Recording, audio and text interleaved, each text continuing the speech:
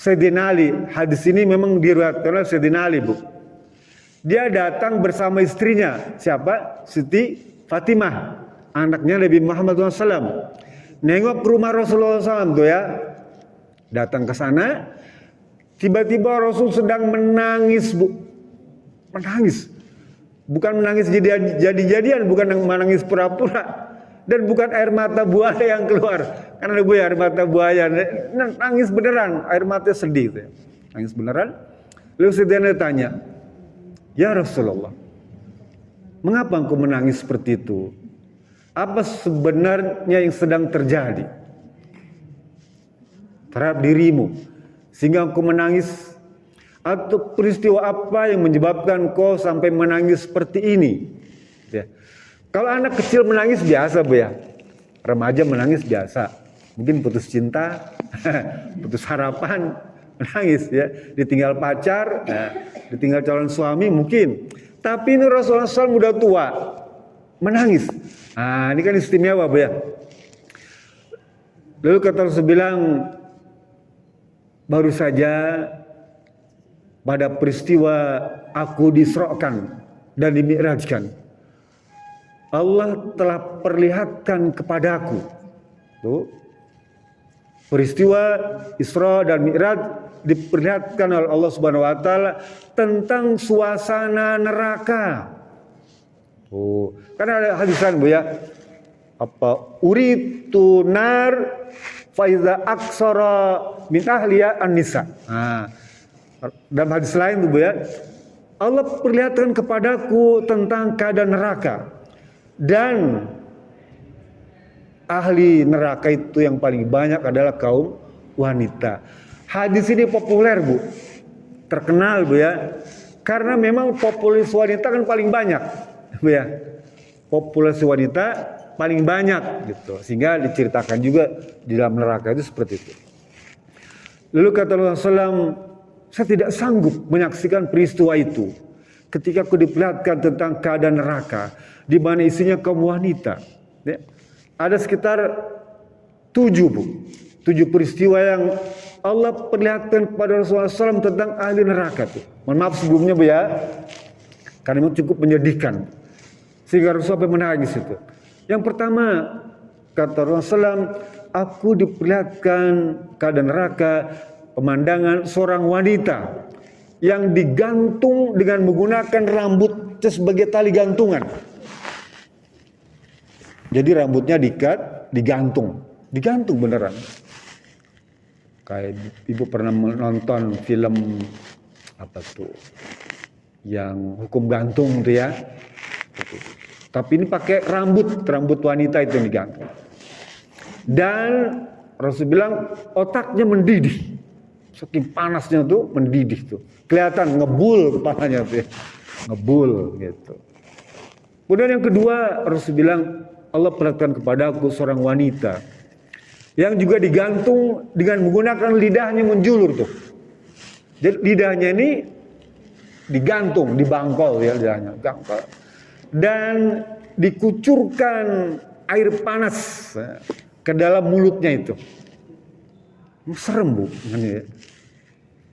Hadis lain dikucurkan cairan timah panas.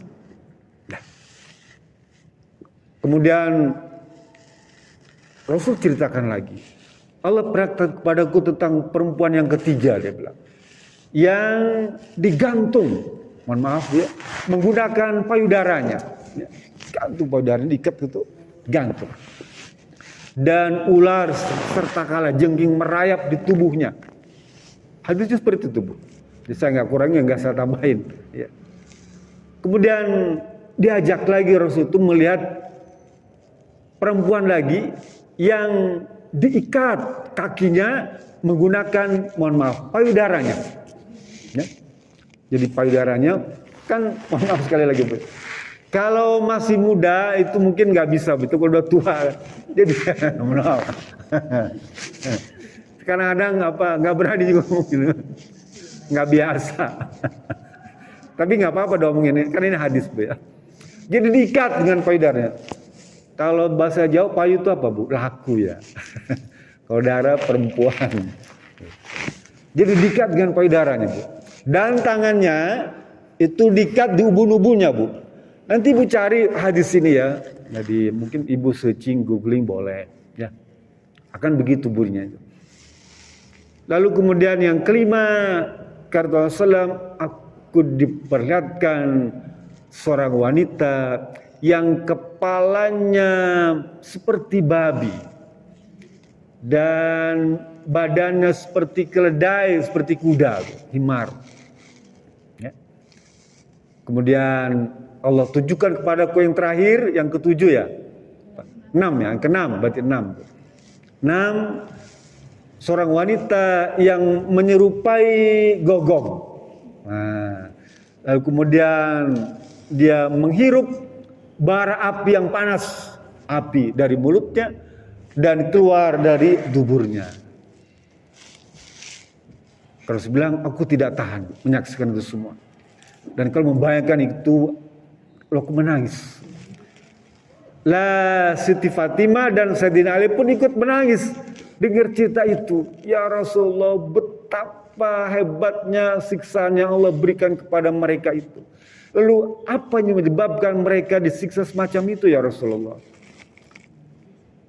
Lalu Rasul cerita, wahai Ali, wahai anakku, dia bilang, seorang wanita yang digantung rambutnya tadi, aku tanyakan kepada Jibril, dan Jibril bercerita bahwa dia itu dulu memang tidak menutup aurat, tidak berbusana muslim, ya. Sehingga Allah ancam dengan hukuman seperti itu. Ya. Nauzubillah. Jadi busana muslimah Ibu, dia bukan rekaan Nabi Muhammad SAW, tapi memang Allah yang suruh. Ya, Allah yang suruh pada kita. Lah sekarang ini ya, pramugarinya berbusana muslimah. Coba tuh. Artinya apa? Direktur atau pemimpin perusahaan maskapai penerbangan nasional itu memaksa pramugari dan karyawan itu agar digantung di neraka seperti itu. Coba. Sementara seperti aparat yang lain kan sudah dibolehkan ya, dibolehkan, tapi dia malah melarang. Kalau nggak dikritik kemarin, saya belum tahu keputusannya belum ada tuh ya. Artinya ini beberapa peristiwa yang diceritakan Allah Subhanahu Wa Taala di dalam peristiwa Isra Mi'raj. Ibu bisa baca surat Al-Isra ya, tentang Isra dan Mi'raj itu. Ya, kita baca sebelum saya teruskan. Jadi peristiwa Isra dan Mi'raj itu merupakan tanda-tanda kebesaran Allah Subhanahu Wa Taala. Termasuk peristiwa yang disampaikan oleh Nabi Muhammad tadi juga merupakan tanda-tanda kebesaran Allah. Jadi begitu banyak kebesaran Allah Subhanahu Wa Taala itu Bu ya. Selama ini mungkin kita cuma mendapatkan berita tentang Isra dan Mi'raj itu berkaitan dengan sholat saja. Oh, hasilnya sholat 5 waktu ya. Yang dulu katanya Rasul bilang berbolak-balik ya, dari Sidratul Muntaha sampai ke bumi, ketemu dengan nabi-nabi itu tentang reduksi tentang sholat. Lah itu semua merupakan tanda-tanda kebesaran Allah. Hadis yang saya ceritakan tadi juga salah satu tanda kebesaran Allah Subhanahu Wa Taala. Kalau misalnya hanya berita saja, ya, Allah kirim berita kepada Nabi Muhammad tentang sebuah peristiwa. Tentu tingkat keyakinan Nabi Muhammad terhadap peristiwa itu berkurang. Tapi ini peristiwa Allah perlihatkan langsung. Kalau ibu misal dengar berita tentang indahnya Masjid Al-Jabar, dengar-dengar tuh ya, akan berbeda kalau ibu datang langsung ke sana ngelihat. Udah ke sana semua Bu ya? Udah. Alhamdulillah. Akan beda tuh. Ibu dengar berita dari Bu RW, Masjid Al-Jabar bagus saja. Ya. Cuma dengar aja tuh. Tapi kalau ibu ke sana, yakin kan? Ainul yakin, dilihat dengan mata kepala, ya. Ainul yakin. Kalau dengar kan baru ilmu yakin. Oh dengar berita ya bagus. Tapi kalau melihat ainul yakin. Aku sampaikan lagi, hakul yakin, percaya benar gitu ya. Lah, peristiwa itu pun sama, karena Rasul menyaksikan tuh ya, bukan dengar beritanya, tapi Rasul menyaksikan ada wanita yang digantung, ya, digantung rambutnya, lidahnya, payudaranya, kakinya, wanita yang menyerupai, mohon maaf, gogok ya, hewan babi dan sebagainya itu melihat langsung, sehingga ketika dia cerita, kita lebih percaya lagi, ya, yakin, nah gitu. Sehingga hadis ini kuat Bu, bisa dipegang. Nah, yang pertama tadi karena tidak menutup aurat tuh, tidak menjaga pakaian busana muslim tuh. Padahal Allah sudah suruh kita tuh, ya, tentang busana muslim itu. Di mana kita bisa baca? Di surat Al-Ahzab, surat 33 ayat 33 ya atau 59, surat 33 Al-Ahzab. Allah suruh tuh Bu, surat 33 ayat 59. Jadi Allah nyuruh kita Bu, orang Islam, umat nih, untuk menjulurkan pakaiannya, itu berjilbab, berbusana muslimah, dalam rangka apa? Melindungi, menjaga dari gangguan-gangguan orang lain. Ibu rahmatullah subhanahu wa ta'ala. Salah satu cara untuk melindungi kalbu kita, hati kita, ya, keimanan kita, itu adalah pakaian-pakaian Islam. Saya kasih contoh Bu. Kalau saya laki-laki, saya kalau pergi ke mall, contoh ya, atau ke tempat-tempat yang keramaian itu, kalau saya pakai peci haji itu ya, peci haji itu setidaknya saya menghormati peci haji itu Bu. Jika ada tontonan yang kurang menyenangkan atau mengganggu penglihatan atau tayangan yang tidak sah, itu saya mesti pegang kepala. Saya pakai topi haji nih, nggak enak Bu ya, paham Bu ya? Itu Bu. Atau saya buat tasbih di kantong, saya taruh di tasbih di kantong. Ya, suatu kali diajak misalnya pergi ke suatu tempat, ada kolam renang segala gitu ya, macam-macam kan bisa lihat tuh di pantai di mana gitu. Lah kalau saya buat tasbih, saya godok tasbih, saya pegang tasbih. Saya pegang tasbih. Nggak enak sama tasbih tuh. Nggak enak sama tasbih tuh. Sekalipun saya baca subhanallah. Jika ada tayangan yang mengganggu apa keimanan, itu kita ucapannya apa? Subhanallah. Ya. Maha suci Allah. Ya Allah, sucikanlah saya dari gangguan penglihatan ini. Jadi kalau misalnya, mohon maaf, ibu melihat laki-laki ganteng sekali, ibu jangan ucapan Masya Allah, ucapkan Subhanallah, ya, Subhanallah. Aku berlindung kepada Allah yang Maha Suci, agar penglihatan kita itu Allah sucikan, ya. Atau misalnya ibu melihat yang perkara yang kejahatan, maksiat, ya, Subhanallah ucapannya, ya. Allah, aku berlindung kepada ya Rabb, dan sucikanlah saya, gitu. Tapi kalau misalnya keajaiban, ya, keindahan alam tuh ibu sebut Masya Allah, betapa besarnya kekuasaan Allah Subhanahu Wa Taala itu. Ya. Atau gempa kemarin di Turki, ibu Subhanallah, Maha Suci Allah, agar aku dibebaskan dari peristiwa yang menakutkan itu, ya, dijauhkan bencana alam, banjir, gempa itu bacanya apa? Masya Allah, Subhanallah. Tapi kalau misalnya keindahan alam, ya, kehebatan, ibu baca Masya Allah, gitu ya. Saya teruskan. Yang kedua, kata Rasulullah, adalah seseorang yang digantung dengan lidahnya itu, ya, kemudian dikucurkan air panas karena dia suka menyakiti suaminya. Ya, suka menyakiti suaminya dengan ucapan-ucapan yang kurang baik, yang tentu saja tidak menyenangkan suaminya Bu. Lah ini lidah nih Bu, kadang-kadang memang lidah tak bertulang Bu ya, dia tidak bertulang, tapi luar biasa tajamnya Bu.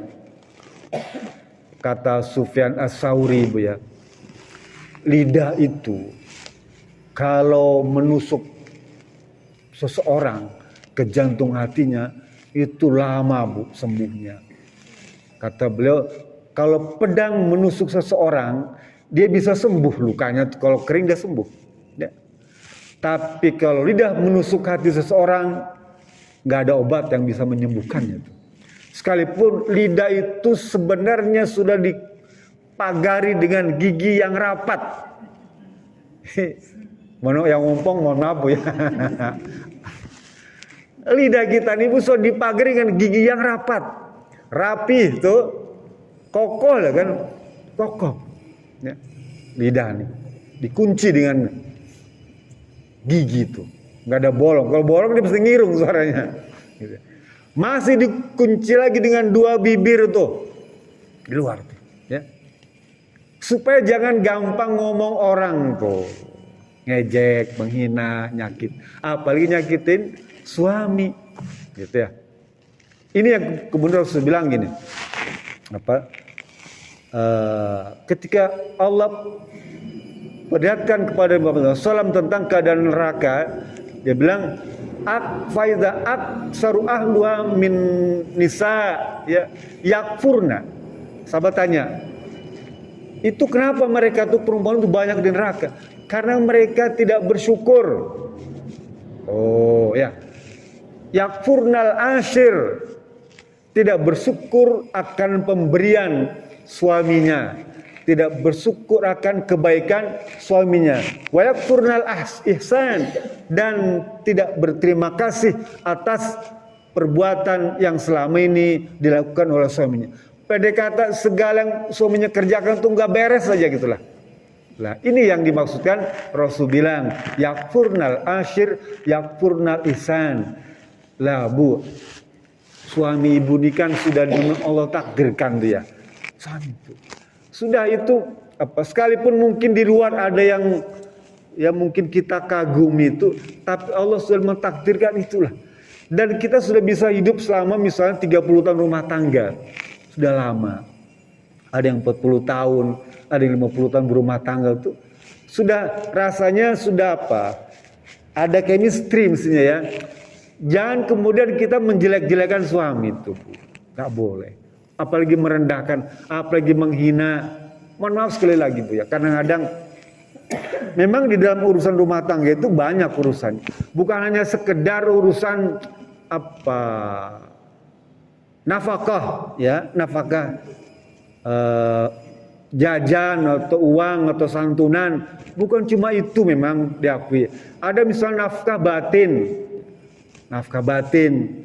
Lah kadang-kadang kalau udah tua, nafkah batin ini kan ada keterbatasan Bu ya. Sementara semua orang dituntut ya. Kan rumah tangga itu salah satu tujuannya apa? Menyalurkan hasrat biologis ya, satunya. Tapi kalau udah tua ya, bapak suami itu kan punya keterbatasan. Lah sementara ibu menuntut banyak tidak terpenuhi ya. Kemudian murang-maring, marah-marah, menyakiti. Nah gitu ya. Jangan. Nah, itu yang maksudkan soalnya akan ini Bu. Laki-laki itu kalau disinggung seperti itu dia emosinya bangkit. Ya, ada timbul kebencian yang hebat. Marah-marah. Syukur kalau misalnya dia tidak lampiaskan ke perkara lain. Kalau dilampiaskan dia berbahaya Bu ya. Jadi kembali lagi. Jadi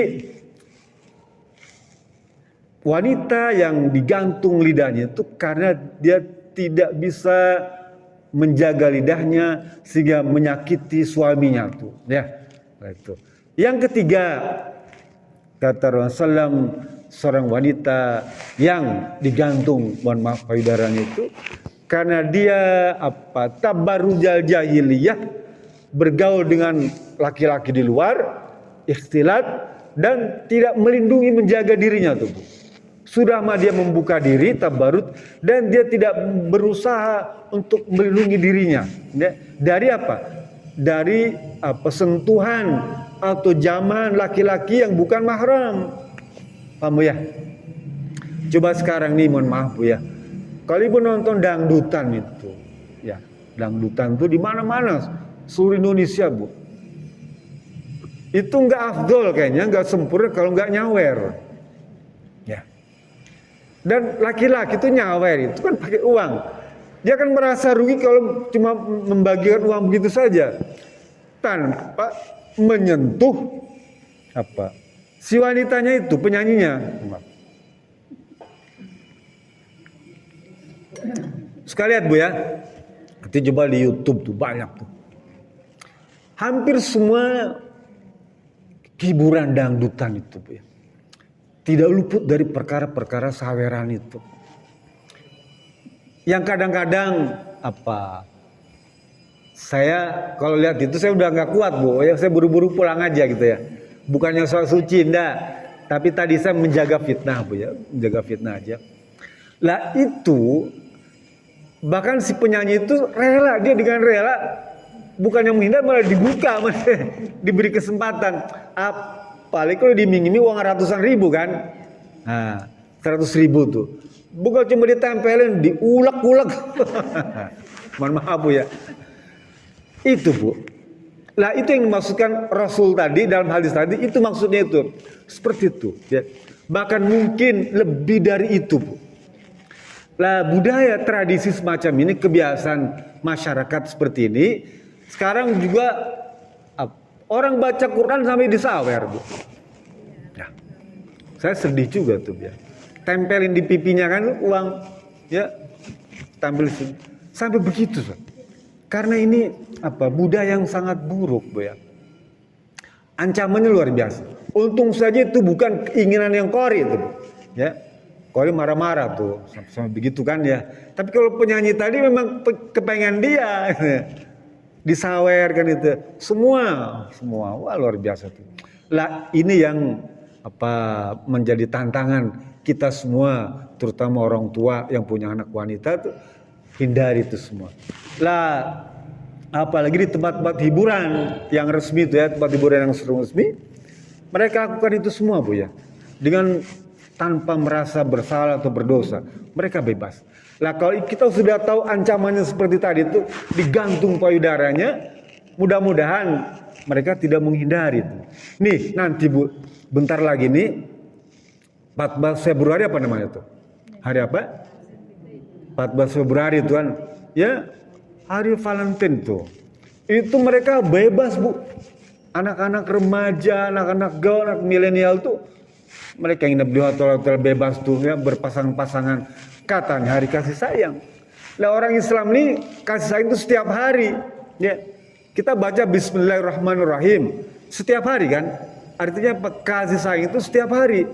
Harus ibu curahkan pada suami, pada anak, ya, semua pada kerabat, pada keluarga, pada orang tua, kasih sayang harus terus ada.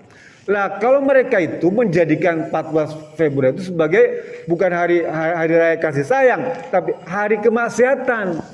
Karena mumpung ada alasan nggak pulang apa sore, pulangnya malam, dia pulang tengah malam baru pulang, bahkan pulang pagi tuh.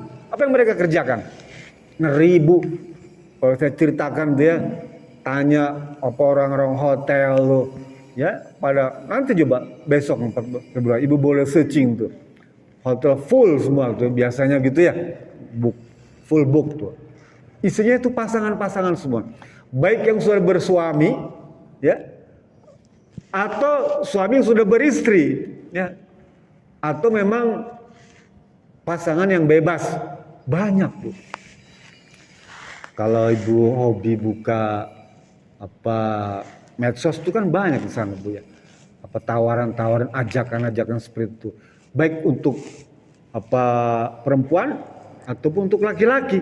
Sekarang orang bebas Bu. Lah, saya khawatir ya kalau peristiwa semacam itu dibiarkan. Itu kan peristiwa kemaksiatan Bu ya. Mestinya semua pihak, bukan hanya kalangan Ustadz, kalau Ustadz sih ngomong gitu udah biasa ya, tapi juga dibantu yang lain-lainnya, orang tua khususnya, para guru tuh ya, cegah itu semua Bu, atau misalnya para petugas atau para aparat, cegah itu semua ya, agar terjadi perbuatan mungkar itu tidak terjadi, khususnya pada besok ini ya. Karena sejak awal saya pesan jaga itu semua Bu, keluarga kita lah, anfusakum wahlikum naro ya. Jaga keluarga kita nih daripada siksa api neraka. Kemudian yang berikutnya